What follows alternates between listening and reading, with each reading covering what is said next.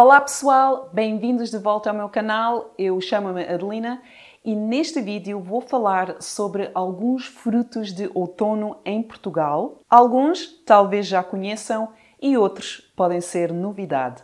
Bora lá! O outono em Portugal é a estação das colheitas, como das uvas e das castanhas, por exemplo, mas também é a altura de outras frutas que muitas vezes passam despercebidas. É o caso da anona,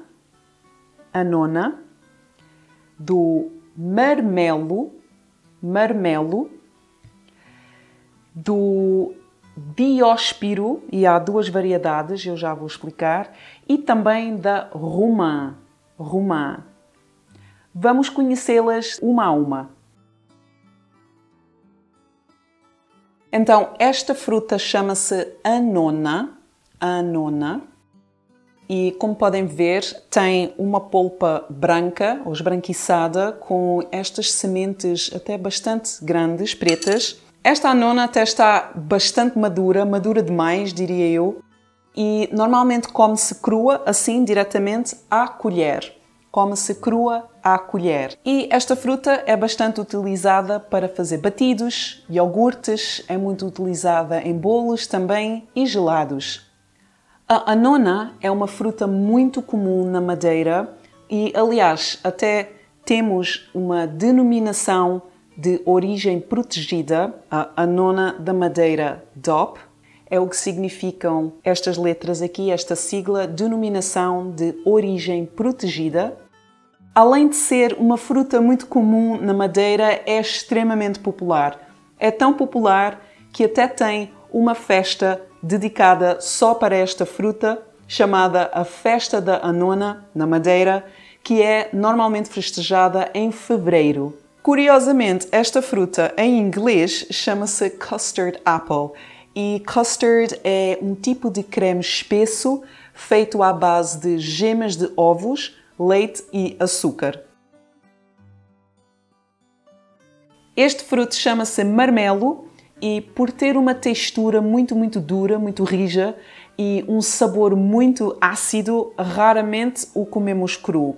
O que se faz aqui em Portugal é fazemos marmelada. E não confundam com marmalade, porque não é a mesma coisa. Então, isto é um doce espesso feito com marmelos e açúcar e água.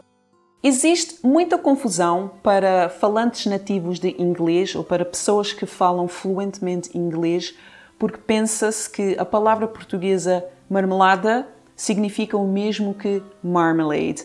Mas, como sabemos, os produtos não são a mesma coisa. Interessantemente, o nome marmalade vem realmente da palavra portuguesa marmelada. E como é que isto entrou no inglês? Entrou por via do francês. Reza uma das histórias que foram os escoceses que começaram primeiramente a adicionar mais água na receita de marmelada para diluir a textura da marmelada feita de marmelos e mais tarde, em vez de usarem marmelos, começaram a usar laranjas, especificamente laranjas de Sevilha, as laranjas amargas, e realmente o nome marmalade continuou a ser usado para este produto que agora era feito com laranjas e não com marmelos. Então, como é que nós chamamos marmalade aqui em Portugal? Nós dizemos doce de laranja. Neste exemplo aqui até diz doce de laranja amarga. E agora até poderão estar a pensar, mas doce não significa sweet? Sim, é o adjetivo doce e também o nome doce para jam.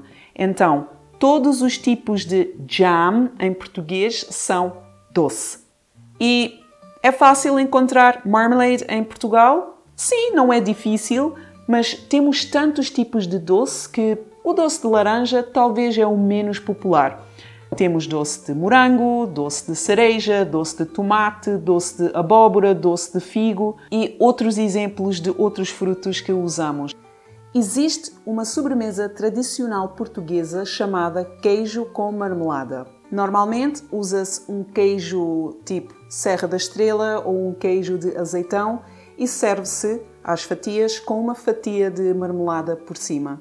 Os portugueses levaram esta tradição para o Brasil, onde começaram a substituir os tradicionais marmelos por goiabas.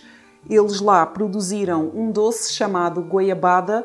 Mais tarde, os brasileiros batizaram esta sobremesa de Romeu e Julieta, uma alusão ao famoso casal de Shakespeare. Tal como eles, vêm de famílias opostas, mas combinam na perfeição. Aqui, em Portugal, continuamos a chamar a esta sobremesa queijo com marmelada, embora haja muitos sítios onde adotaram o nome brasileiro de Romeu e Julieta. Então, já sabem, se virem o nome Romeu e Julieta numa carta de sobremesas, sabem que é este famoso queijo servido com marmelada. Isto é um dióspiro e é uma fruta da mesma família do tomate, mas tem um sabor mais doce e uma pele mais alaranjada. Em Portugal é sobretudo produzida aqui no Algarve e existem duas variedades principais. Uma que é esta, que é o dióspiro de polpa rija ou polpa dura. Também é conhecida como o dióspiro de roer. Tem uma polpa firme e menos sumarenta. Aguenta vários dias à temperatura ambiente, é muito fácil de transportar. O outro tipo de dióspiro principal é o chamado dióspiro de polpa mole e este é uma textura quase gelatinosa e em creme, tem um tom mais avermelhado e é muito sensível ao transporte. Não tenho nenhum exemplo para mostrar, mas se conseguir encontrar um vídeo ou uma foto eu depois ponho aqui. Não é que consegui encontrar?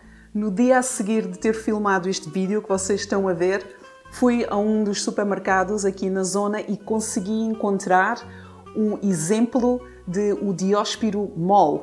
Como podem ver, é bastante mais arredondado e mais vermelho, mais avermelhado do que este. Este que é o dióspiro de roer, o que é duro. Este é muito mais rijo e este já está bastante maduro, está pronto para comer e come-se à colher também. Está tão mole que só com alguma pressão já estou a ver a casca a querer estalar, a querer abrir-se. Este tipo de dióspiro estraga-se depressa, pelo que é preciso comê-lo rapidamente depois de o comprar e deve ser guardado no frigorífico. Então, este é conhecido coloquialmente pelo dióspiro de abrir e este pelo dióspiro de roer. Isto é uma romã, rima com maçã, romã, e é um símbolo de abundância e fertilidade.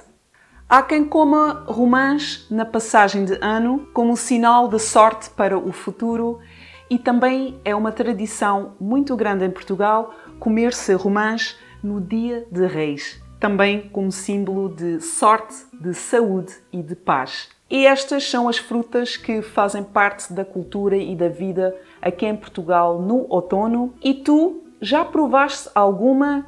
Tencionas experimentar alguma quando vieres a Portugal? Diz-me qualquer coisa nos comentários e eu vejo-te no próximo vídeo. Até breve!